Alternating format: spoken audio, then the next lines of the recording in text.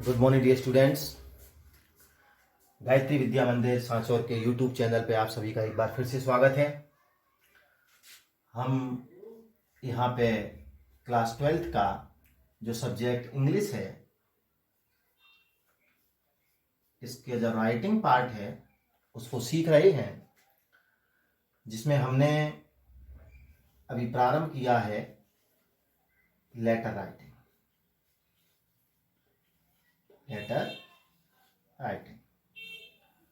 Letter writing में भी आपको बताऊं, सबसे पहले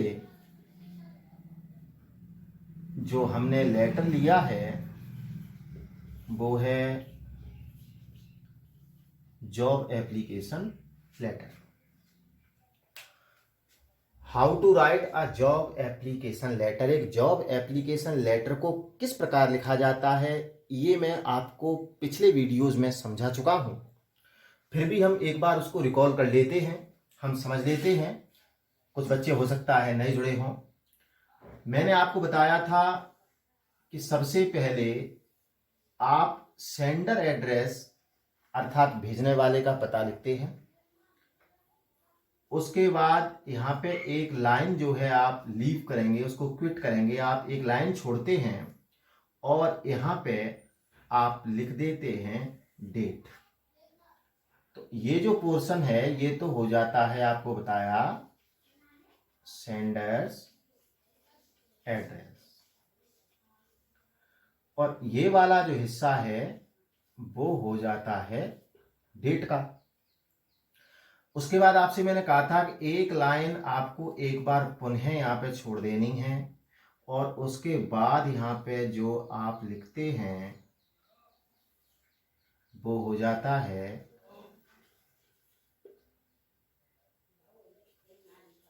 रिसीवर्स एड्रेस। ठीक है, रिसीवर्स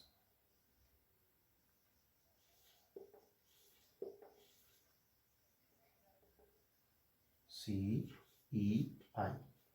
ठीक, अच्छा, उसके बाद क्या करना आपको, चाहे तो एक लाइन फिर से यहाँ पे क्विट कर दें और यहाँ पे आप लिख देंगे सब्जेक्ट। सब्जेक्ट आपको मैंने बताया था an application for the post of, और जिस पोस्ट के लिए आप अप्लाई कर रहे हैं वो पोस्ट आप आगे लिखेंगे। आप चाहें तो सब्जेक्ट के बाद एक लाइन क्विट कर दें और यहां पे लिख देंगे आप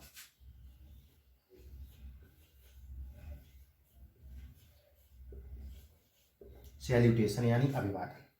ठीक, उसके बाद आपका आ जाता है पूरा ही, ये सैल्यूटेशन है, सैल्यूटेशन समझ रहे हैं ना, डियर सर, डियर मैडम या केवल सर या मैडम। और उसके बाद आपका ये शुरू हो गया बच्चों मैसेज। ये आपका मैसेज। मैसेज मैंने आपको जो कल बताया था, पिछले वीडियो में बताया था, मैंने कहा था this is with reference to your advertisement या this is in response to your advertisement. इनके बाद अखबार का नाम, ऑन के बाद डेट लिखेंगे, दैट अ वैकेंसी ऑफ, जिस पद के लिए अप्लाई कर रहे हो वो पद is lying vacant under your kind, control करके पूरा वो आपका जो भी मैसेज है वो लिखेंगे। और उसके बाद यहाँ पे आप योर्स फेथफुली, योर सिंसियरली, और आपका यहाँ पे नाम लिखेंगे। इतना काम आपको मैंने पिछले वीडियो में बता दिया था। अब मैं बात कर रहा हूं इससे आगे की, कि इससे आगे जो आपका अक्सर रिज्यूम मांग लिया जाता है। क्या मांगते हैं? रिज्यूम मांगते हैं। तो आपको एक रिज्यूम लिखना पड़ता है, या उसको आप कहते हैं CV। ठीक है,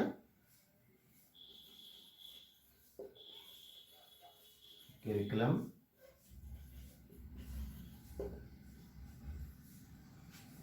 करिकुलम विटे। ठीक है, विटी भी बोलते हैं, वाइटे भी कहते हैं। तो CV यानी करिकुलम विटी, एक आपका ये CV या रिज्यूम, या आप कह देते हैं इसको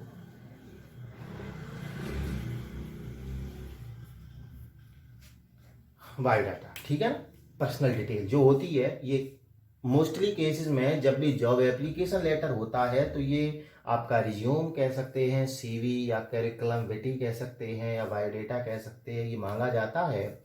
इस सीवी को, इस रिज्यूम को लिखने के लिए आपको क्या करना होता है, पहले तो ये सोचें, ये देखें, जहां आपने ये नाम लिख दिया, योर्स फेथफुली, योर्स सिंसियरली के बाद क्या किया आपने, नाम लिख दिया। इस नाम के नीचे एक हेडिंग हम डालते हैं,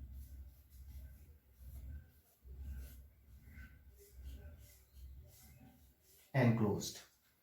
कोई दिक्कत नहीं है याद करने में स्पेलिंग। क्लोज की स्पेलिंग याद है आपको, CLOSE, क्लोज, इसमें डी इधर जोड़ दिया, इधर EN जोड़ दिया तो हो गया एनक्लोज्ड। एनक्लोज्ड का तात्पर्य होता संलग्न, कि क्या चीज जो है वो इस एप्लीकेशन के साथ संलग्न है। तो जैसे आप वहां पे अगर क्वेश्चन में रिज्यूम है तो आप यहाँ पे संलग्न में लिख देंगे रिज्यूम। अगर मान लो उन्होंने कहा है बायोडेटा तो आप भी यहाँ पे लिख देंगे बायोडेटा, या फिर कर देंगे सीवी। ठीक है, एक ही करेंगे, तीनों लिखने की आवश्यकता नहीं है। उन्होंने अगर क्वेश्चन में रिज्यूम लिखा है तो आप रिज्यूम लिखें, बायोडेटा है तो बायोडेटा लिखें, सीवी है तो सीवी। सीवी का फुल फॉर्म जो है वो करिकुलम विटी है। ठीक है, ये है। तो आज मैं आपको ये बताने जाऊंगा कि how to write a resume, यानी रिज्यूम को किस प्रकार से लिखा जाना चाहिए। ठीक है, पहले आप चाहें तो इसका एक स्क्रीनशॉट ले सकते हैं और उसके बाद हम आगे देखते हैं कि रिज्यूम को कैसे लिखें।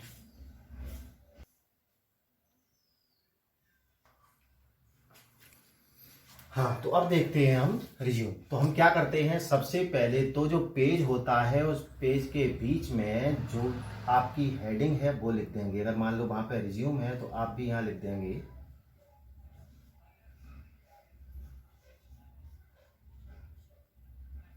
रिज्यूम। बायोडेटा होता तो हम क्या लिखते, बायोडेटा। सीवी होता, करिकुलम विटे होता तो हम लिख देते करिकुलम विटे। अब यहाँ पे लिखेंगे आप जो भी पॉइंट्स हैं, आपकी जो पर्सनल डिटेल है, जैसे कि आप यहाँ लिखेंगे नेम। नेम, अब एक काम करेंगे कि यहाँ डैश करेंगे इधर और सामने लिखेंगे आप नेम।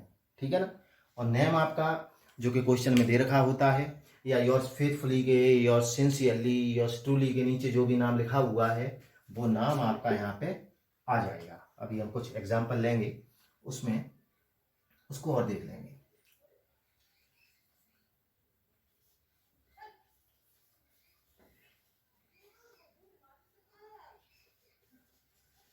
आप लिख सकते हैं फादर्स नेम, पिताजी का नाम।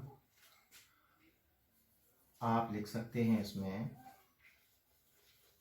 जेंडर, जेंडर में लिख ही देता हूं मैं।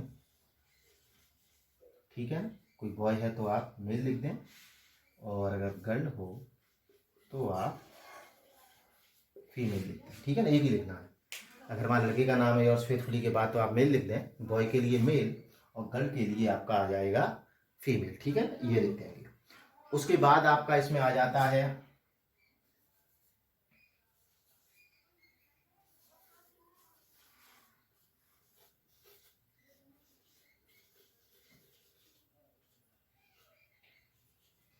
Date of birth. तो एक डेट ऑफ बर्थ जो है आप सामने वहां पे लिख देंगे, एक जन्म दिनांक लिख देंगे। ठीक है, अप्रोक्सीमेटली, यानी जिस प्रकार से आपने वहां पे लिखा हुआ है आप लिखते हैं ना, अंदर लिखते हैं कि I am an enthusiastic young boy, I am an enthusiastic young girl of 25, 23, 20। तो जो भी एज आपने लगभग उधर मेंशन की हुई है उसके अनुसार ही आपकी डेट ऑफ बर्थ जो है यहाँ पे आ जाएगी। किस प्रकार से लिख सकते हैं, आप लिख सकते हैं जैसे 2 जुलाई 2003। ठीक है, इस प्रकार से एक डेट ऑफ बर्थ जो है यहाँ पे आप मेंशन कर देंगे। तो डेट ऑफ बर्थ का आपका हो जाता है। साथ साथ जो है आपका इसमें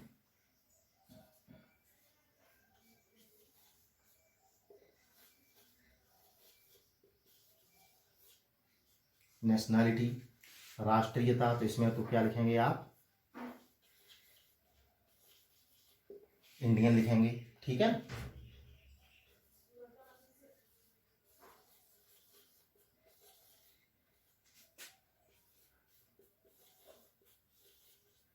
मेरिट स्टेटस, यानी मैरिटल स्टेटस का कहने का तात्पर्य होता है वैवाहिक स्थिति। और वैवाहिक स्थिति में आप लिख देंगे मैरिड हैं, कोई तो मैरिड लिखता है या फिर अनमैरिड, ठीक है ना। तो ये हो जाता है आपका मैरिटल स्टेटस। इसके साथ साथ इसमें आ जाता है आपका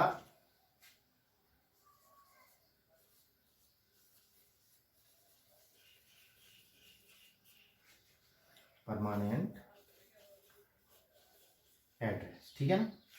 इसमें आ जाएगा आपका परमानेंट एड्रेस। तो परमानेंट एड्रेस आपका जो है वो, परमानेंट जो एड्रेस है आपका वो आपका ध्यान हो तो आपको एक सेंडर एड्रेस आपने जो सबसे पहले लिखा हुआ है, सेंडर एड्रेस जो लिखा है भेजने वाले का पता, तो जो भेजने वाले का पता है वही आपका परमानेंट एड्रेस है। तो आपका वही एड्रेस जो यहाँ पे सबसे ऊपर लिखा हुआ है वही एड्रेस जो है आप यहाँ पे लिख देंगे, वही एड्रेस आप कहाँ लिख देंगे, यहाँ पे लिख देंगे। एक जैसे कोई भी एड्रेस हो, मैं तो ऐसे ही लिख दे रहा हूँ, जरूरी नहीं है आप ये लिखें C23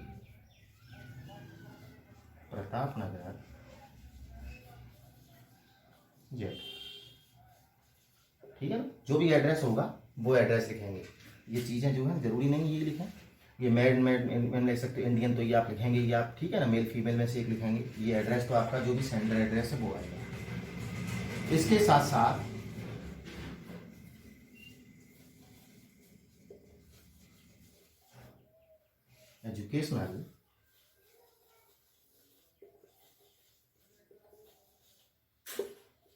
एजुकेशनल क्वालिफिकेशन, यानी आपकी शैक्षणिक योग्यता क्या है।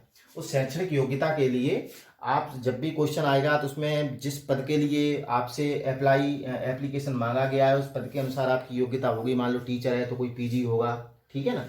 तो उसके अनुसार जो भी आपने अंदर लेटर में उस एप्लीकेशन में लिखा हुआ है तो वो आपकी एजुकेशनल क्वालिफिकेशन जो है आप यहाँ पे मेंशन कर देंगे। आप अगर एमए हैं तो यहाँ लिख देंगे एमए, आप बीए हैं तो बीए लिख देंगे, एमएससी लिख देंगे, बीएससी लिख देंगे, ठीक है ना, बीटेक लिख देंगे, जो भी है वो आपकी क्वालिफिकेशन यहाँ पे आ जाएगी। तो ये आपका हो जाएगा एजुकेशनल क्वालिफिकेशन। एक पॉइंट आपका इसमें आ जाएगा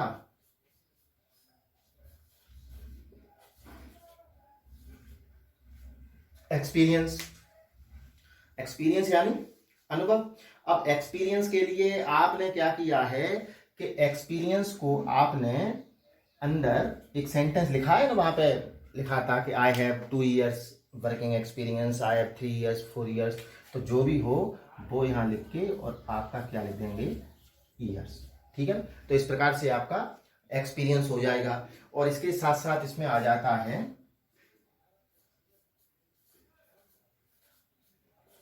हॉबीज, कि आपकी क्या क्या हॉबीज हैं, आपके जो इंटरेस्ट्स हैं ना वो किस में हैं। तो आप कह सकते हैं रीडिंग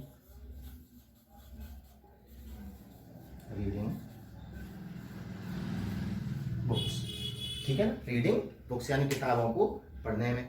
तो ये हो गया आपका। इसके साथ साथ जो है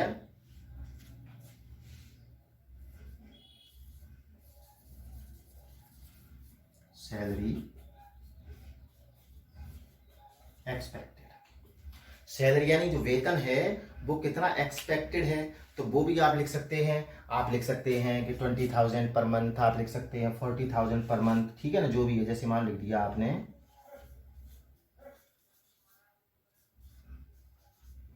या फिर लिख सकते हैं आप ये ना लिख करके, जब आप एडवर्टीजमेंट पढ़ रहे थे तो एक शब्द आया था नेगोशिएबल, यानी बातचीत करके उसे डिसाइड किया जाएगा। तो सैलरी एक्सपेक्टेड जो है वो हो जाएगा आपका 20,000, 30,000, 40,000, 50,000 जो भी है, या फिर लिख दो एक्सपीरियंस, ठीक है ना। और एक यहाँ पे पॉइंट आप चाहो तो और लिख सकते हो, और वो है आपका रेफरेंसेस। कभी कभी ऐसी स्थिति आती है कि कोई भी व्यक्ति जो है ना, मान लो कभी कभी तो एडवर्टीजमेंट के माध्यम से भी जाता है, और एडवर्टीजमेंट के माध्यम से जाता है, और साथ साथ कभी कभी कोई रेफरेंस भी होता है उसका कि किसके माध्यम से आए हो, आप किसे जानते हो, या जो भी है, विद्यालय में, किसी टीचर को, किसी फर्म में, कंपनी में। तो रेफरेंस में क्या होता है, उस व्यक्ति का आप क्या लिखते हैं, नाम लिख देते हैं, ठीक है। एक व्यक्ति है तो एक का नाम लिख देते हैं, 2 व्यक्ति है तो 2 व्यक्तियों के नाम आप लिख देते हैं। तो ये आपका जो है वो हो जाता है रेफरेंस का। तो इस प्रकार से आपका ये रिज्यूम कह सकते हैं, सीवी कह सकते हैं, ठीक है ना, या बायोडेटा कह सकते हैं, ये पूरा ही आपका बन करके तैयार हो जाता है। इसको रिज्यूम भी कहो या सीवी कह दो, करिकुलम विटे कह दो, ठीक है ना, या फिर बायोडेटा कह दो। तो नेम आपका लेटर में होता है, वही आपको लिखना है यहाँ पे। जो भी नाम आपका वहाँ पे दे रखा है वो नाम यहाँ लिख देना है, ठीक है। फादर्स नेम वहाँ पे नहीं होता है, भले ही आप ABCXYZ कुछ भी कर सकते हो, चाहो तो इस पॉइंट को आप हटा भी सकते हो, कोई परेशानी की बात नहीं है। जेंडर में आप एज ए बॉय लिख रहे हैं ना, तो आप क्या लिखेंगे, मेल। एज अ गर्ल लिख रहे हैं तो आप क्या लिखेंगे, फीमेल। इस चीज़ का आपको ध्यान रखना है, दोनों नहीं लिखने, आपको एक ही लिखना है। यहाँ पे डेट ऑफ बर्थ आप जो भी आपने मेंशन कर रखा है वहाँ लेटर के अंदर के I am an enthusiastic young girl of age लिख दिया है, तो आप उस एज के अप्रोक्सीमेटली ही कोई यहाँ पे ईयर जो है वो लिखेंगे, जो उसके लमसम लगभग होना चाहिए। नेशनैलिटी यानी राष्ट्रीयता जो है वो आपकी क्या हो जाएगा, इंडियन। मैरिटल स्टेटस आप मैरिड भी लिख सकते हो, अनमैरिड लिख सकते हो, वो अकॉर्डिंग टू दी क्वेश्चन होगा, ठीक है ना। तो वो है आपका परमानेंट एड्रेस, आपका जो स्थायी पता है वो आपका स्थायी पता, ध्यान रखना ये जो स्थायी पता है ये वही स्थायी पता आप लिखेंगे जो ऊपर यहाँ पे आपके सेंडर एड्रेस में आपने लिखा हुआ है, भेजने वाले का पता। एजुकेशनल क्वालिफिकेशन भी आप लिखेंगे, पद के अनुसार किस पद के लिए आप अप्लाई कर रहे हैं, ठीक है ना, तो वो यहाँ पे आप लिख देंगे। एक्सपीरियंस लिख दें, 2 ईयर्स 3 ईयर्स 4 ईयर्स जो भी है वो यहाँ पे आप मेंशन कर देंगे। हॉबीज़ में रीडिंग बुक्स है, आप कह सकते हैं कि playing cricket, playing games, sports या कुछ भी यहाँ पे जोड़ सकते हो आप। सैलरी एक्सपेक्टेड आपकी जो है 20,000 है, नेगोशिएबल। ये नहीं लिखना चाहो तो केवल इसको लिख दो, ठीक है, या इसको लिख दिया तो उसको मत लिखो, मैंने स्लैश कर दिया है, आप इनमें से कोई भी लगा सकते हो। रेफरेंसेज आपने यहाँ पे दे दिए हैं, कोई भी नाम दे दिए, एक नाम दे दिया है, 2 नाम दे दिए हैं, तो वो आप यहाँ पे लिख सकते हैं। तो अब हमने इसको 3 सेगमेंट्स में, 3 भागों में, 3 पार्ट्स में हमने इसको पढ़ा। हमने पहले पार्ट्स में इसका जो फॉर्मेट था उसको सीखा। दूसरे पार्ट में हमने उस जो मैसेज होता है ना, उसका जो पार्ट ऑफ लेटर है, जो बॉडी ऑफ द लेटर है, उस बॉडी को हमने सीखा किस प्रकार से लिखा जाएगा, तो वो भी आपका कंप्लीट किया। और ये तीसरा इसका सेगमेंट, तीसरा इसका पार्ट है, और जिसमें हमने सीखा है इसका रिज्यूम लिखना, इसका बायोडेटा लिखना, जो कि बायोडेटा या रिज्यूम शुड बी अट्रैक्टिव। आपका जो रिज्यूम है ना वो ही आपकी पर्सनालिटी जो है ना उसको बयां करता है कि व्यक्ति जो है किस प्रकार का, उसके पास क्या क्या योग्यताएं हैं, उनमें पूरी आपकी पर्सनल डिटेल जो है, आपके बारे में पूरी जानकारी जो है सामने वाले व्यक्ति के पास में पहुंचती है। तो आपका रिज्यूम हमेशा ही बहुत ही अट्रैक्टिव होना चाहिए, अच्छी हैंड राइटिंग में होना चाहिए। एक चीज़ और बताऊंगा आपको कि जब भी आप इस रिज्यूम को बना रहे हैं, आप पूरा लेटर लिख रहेंगे, लेटर के बाद में ही नीचे के पेज पे आप लिखेंगे, या फिर अगले पेज पे भी जब जगह नीचे नहीं रही है, पूरा लेटर आपके पेज के एंड तक आया है तो अगले पेज पे भी लिख सकते हैं। तो जब भी इसको लिखेंगे तो एक तरफ तो क्रम इसका होगा, क्रम से ही ये सब देखो लाइन, और थोड़ा दूर दूर लिखें, क्योंकि जैसे मैंने अभी लिखा है तो एजुकेशनल क्वालिफिकेशन की हेडिंग थोड़ा दूर तक चली गई है, आप देख रहे हैं बीच में आ गई है। तो आप क्या करेंगे, इस हिस्से को थोड़ा सा और दूर रखेंगे, ये डैश थोड़ा सा दूर करेंगे, तो ये भी बिल्कुल एक लाइन में एक क्रम से ही आना चाहिए ताकि अट्रैक्टिव दिखे। आप हमेशा ही जब कभी भी कोई भी एप्लीकेशन, कोई भी लेटर लिखते हैं तो आपका प्रयास ये होना चाहिए कि आपका लेटर जो है वो हमेशा ही एक नए पेज से प्रारंभ होना चाहिए, नए पेज से उसको प्रारंभ करें।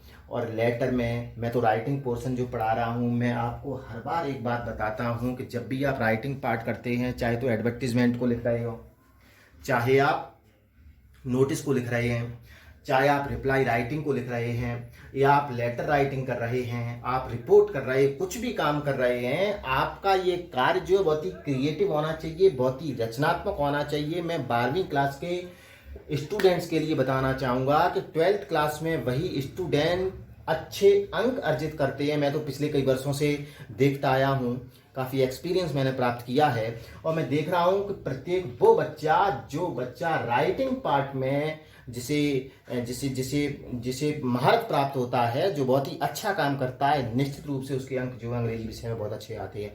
तो आपको एक चीज़ देखो, मैं अगर मैं अगर आपकी बुक्स की बात करूं तो बुक जब हम पढ़ते हैं बहुत ही धैर्य के साथ पढ़ते हैं, आसानी से पढ़ते हैं, वो एक स्टोरीज होती हैं, समझ में आ जाती हैं, और कोई भी क्वेश्चन ऐसा नहीं आता जिसका आंसर आप पढ़ने के बाद ना दे पाए। अगर धैर्य से आप क्लास में बैठ के पढ़ते हैं तो वो तो हम आंसर कर लेते हैं। हमें दिक्कतें जो आती हैं, जो प्रॉब्लम्स आती हैं ना, हमें राइटिंग्स में आती हैं। हमें दिक्कत आएगी लेटर लिखने में, हमें दिक्कत आ जाएगी रिपोर्ट लिखने में, पैराग्राफ कैसे लिखा जाए। तो आपका उद्देश्य होना चाहिए कि आपका जो राइटिंग पार्ट है उसको बहुत अच्छे से आपको पढ़ना है। मैंने इससे पहले भी राइटिंग पार्ट पे काफ़ी वीडियो अपलोड किए हैं। मैं आपसे ये अपेक्षा करता हूं कि आप उनको अगर नहीं देखा है तो उन वीडियोस को देखेंगे, उनको पढ़ेंगे, देख चुके हैं तो एक बार फिर से उसका रिवीजन करेंगे, ठीक है। और उसके नोटबुक बनाते रहें, आप बार बार अभ्यास करते रहें, कुछ एग्जाम्पल अपनी तरफ से करते रहें, इस पर आप कमांड बना लेंगे। अभी आपके पास में समय है, इस समय का सदुपयोग करें, मैं बार बार कहता हूँ। और अच्छा, इस पर जब महारत प्राप्त हो जाएगा तो निश्चित रूप से आपके अंक आएंगे। और ये आपको निश्चित रूप से लेटर राइटिंग का ये पहला जो पार्ट था आपका जॉब एप्लीकेशन का, इसको कैसे लिखा जाता है ये आपको समझ में जरूर आ गया होगा। और अगला जो वीडियो आएगा उसमें हम इसका एक एग्जाम्पल जो है वो देखेंगे। आप तब तक पढ़ते रहें। धन्यवाद।